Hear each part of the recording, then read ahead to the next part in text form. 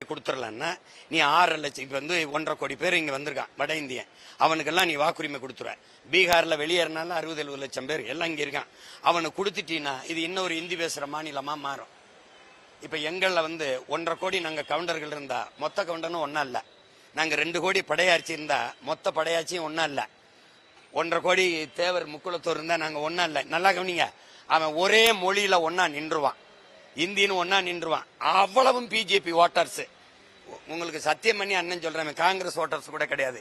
முழுக்க அவன் இந்திய திணிச்சா எதிர்ப்பான். இந்த தமிழ் பையன் இந்திக்காரனை திணிச்சா என்ன செய்வான்னு தவிர்க்க முடியாத தொழிலாளியா அவனை கொண்டாந்து இறக்கி குடியமர்த்தி, இதே மாதிரிதான் இமய வர இருந்தா நான் நிலத்தை இழந்து இங்க குறுகியிருக்கேன். தம்பி, வரலாற்றுல காலடியில் இந்த ஒரு பக்கத்துல எனக்கு ஒரு தாய் நிலத்துல என் கண்ணு முன்னாடி அடிச்சு விரட்டப்பட்ட அனுபவம் இருக்கு எனக்கு. அந்த காய் என்ன ஆறல, இங்க இருந்து விரட்டுவான். அவன்கிட்ட என்னுடைய அரசியலும் அதிகாரம் போயிடுச்சுன்னா நான் இந்த நிலத்தையும் விட்டு வெளியேற வேண்டிய அகதியா நான் மாறுவேன். அதுக்கு முன்னாடி எச்சரிச்சுக்கணும். வா இரு வேலை செய்ய, வாக்க அங்க போய் செலுத்திடு. நீங்க சிறப்பு இந்த வாக்குரிமைன்னு கொடுத்து விட்டு அவனை போட்டு அவன் மொத்தமா போட்டு என்னைய தெருவில் போட்டுவான். இப்பவே இந்த இடத்துல இவருக்கு சீட்டு கொடுத்தா தான் ஜெயிக்க முடியும் இருக்கு. பெருந்துறையில எப்படி இருக்கு? கோவை தெற்குல யார் ஜெயிப்பா சொல்லு?